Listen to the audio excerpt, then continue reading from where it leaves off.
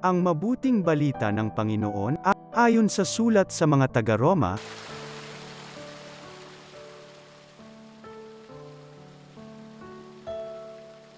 mga kapatid, huwag kayong magkaroon ng sagutin kan-inuman, liban sa saguting tayo'y mag-ibigan, sapagkat ang umiibig sa kapwa ay nakatutupad sa kautusan.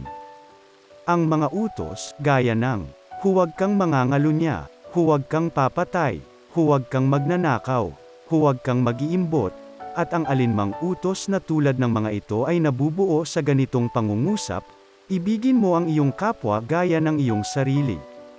Ang umiibig ay hindi gumagawa ng masama kan-inuman, kaya't ang pag-ibig ang kabuuan ng kautusan. Ang mabuting balita ng Panginoon.